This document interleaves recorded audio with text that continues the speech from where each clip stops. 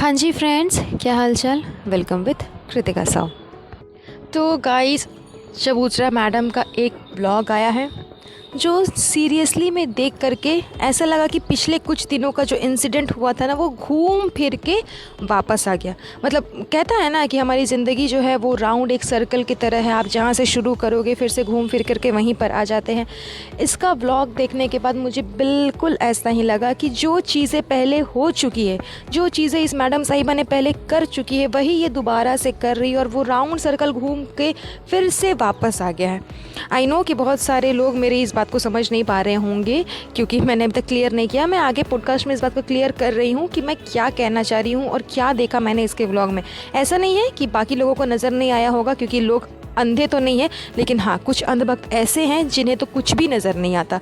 चाहे ये अच्छा करे चाहे या गलत करे, कुछ भी इनका अंधभक्तों को नज़र नहीं आता, लेकिन खैर हमें तो नज़र आ जाता है। तो आज की इस पॉडकास्ट पे हम बात करने वाले हैं उसी मैटर पे, लेकिन मेक श्योर कि अगर उससे पहले अगर आप लोग न्यू हैं तो मेरे चैनल को सब्सक्राइब करिएगा, साथ ही साथ बेल आइकन को हिट करिएगा ताकि मेरे वीडियोज़ की नोटिफिकेशन आप तक पहुँचे। तो मैंने जब इसका व्लॉग स्टार्ट किया ना, मैंने कुछ टाइम तक व्लॉग देखा, फिर मैं आगे स्क्रॉल करने लग गई, मतलब बढ़ाने लग गई ब्लॉग को, क्योंकि मुझे कुछ खास वैसा समझ नहीं आ रहा था इसके ब्लॉग में। लेकिन सडनली मैंने एक चीज़ नोटिस की ना, उसके बाद से तो मुझे मतलब एकदम लगा ही नहीं कि मैं इसका ब्लॉग अब देखूं। मैंने तुरंत ही मोबाइल शट ऑफ कर करके रख दिया। मतलब बिल्कुल भी मुझे मन नहीं किया कि मैं इसका ब्लॉग देखूं, क्योंकि हर बार ये लड़की एक ही चीज़ रिपीट करती रहती है। इसे कितना भी कुछ भी कह लो आप, लेकिन ये अपनी हरकतों से बाज नहीं आने वाली। इसने फिर से सेम ऐसी ही चीज़ें की जिसके वजह से फिर किसी इंसान का दिल दुखा, और वो भी किसी बड़े बुज़ुर्ग का। आप लोगों को याद ही होगा कुछ टाइम पहले इस मैडम साहिबा ने ऐसा ही कुछ किया था जिसके वजह से सनी की जो अम्मी है वो फूट फूट करके रोने लगी थी, और वापस से वो चीज़ इसने दोहराई। इसने फिर से ऐसा किया कुछ जिसके वजह से अम्मा जो है, यानी कि इसकी जो नानी है, जो कि इतने बरसों के बाद कहीं जा कर के नज़र आई है, वो फूट फूट करके पूरा रोने लगी। मतलब एक बुज़ुर्ग इंसान को ऐसे रोते हुए देख कर करके मैं आपको बता नहीं सकती कि कैसा फ़ील होता है। क्योंकि लास्ट वाले ब्लॉग में, जो इसका लास्ट ब्लॉग आया था जिस पे इसने अम्मा को दिखाया था बहुत टाइम के बाद, अम्मा का फेस देख करके साफ समझ में आ रहा था कि अम्मा को कितना ज़्यादा प्रेशराइज़ किया गया है। उन पे दबाव डाल डाल करके उनको व्लॉग के सामने हंसने को कहा गया, मिलने को कहा गया, गले मिलने को कहा गया, बातें करने को कहा गया। ज़बरदस्ती उनसे पूछा गया कि आप बताओ आप इतने टाइम तक कहाँ थे। आप लोगों ने नहीं नोटिस किया होगा तो आप लोग नोटिस करिएगा, ये जो चबूतरा है ये बार बार अम्मा से पूछ रही थी कि बताओ बताओ कि कहाँ गई थी, बताओ बताओ कहाँ गई थी। लोग पूछ रहे हैं। ऐसा ऐसा कर करके इसने अम्मा को प्रेशराइज़ किया बोलने के लिए, कहने के लिए, और अम्मा ने दबाव में आकर के सारी बातें कही। और उसके बाद ज़रूर कुछ ना कुछ ऐसा इंसिडेंट हुआ है, या फिर उससे पहले ही कुछ ऐसा इंसिडेंट हुआ है जिसके वजह से अम्मा रोने लगी। बिकॉज़ जब सेकंड वाले व्लॉग में आया, अम्मा को इसने दिखाया, तो इसे यही लगा कि एक बार अम्मा को दिखा दूंगी तो लोग फिर ट्रोल करने वाले हैं, इसीलिए मैं बार बार जा कर के अम्मा को दिखा देती हूँ।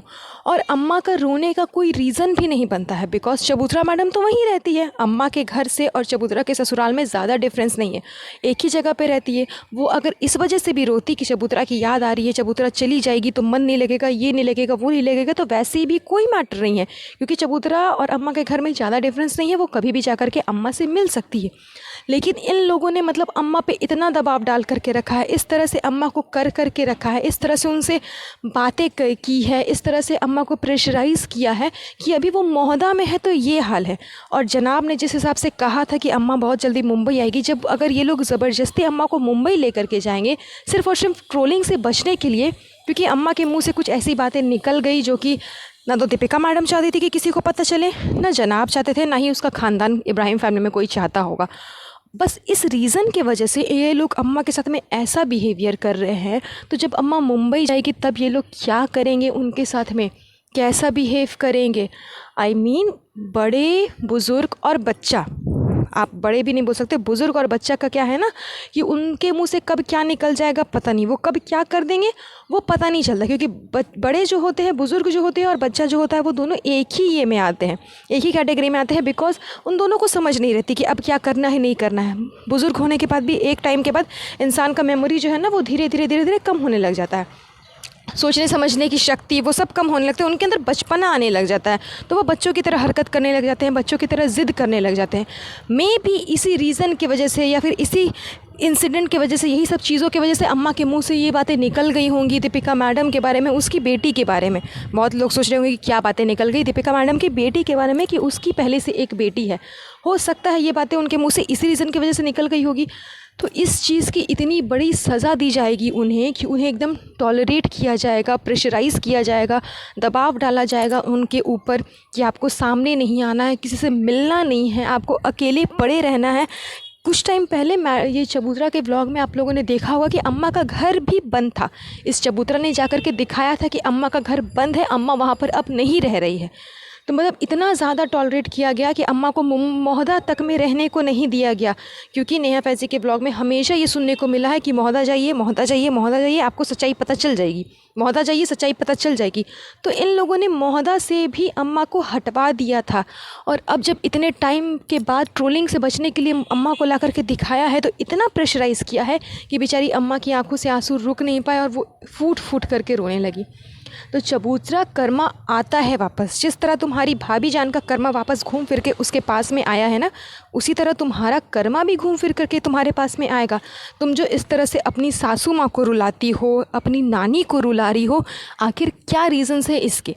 क्योंकि कुछ टाइम पहले इसकी सासू माँ भी इसी तरह से रो रही थी जब गुटखा किंग आ रहा था वापस मुंबई। वहाँ भी कुछ हुआ होगा जिस रीज़न की वजह से उसकी अम्मी रोने लगी, क्योंकि ये पहली बार नहीं था जब गुटखा किंग और चबूतरा मुंबई आ रहे थे, ये तो इनका हमेशा का लगा रहता है।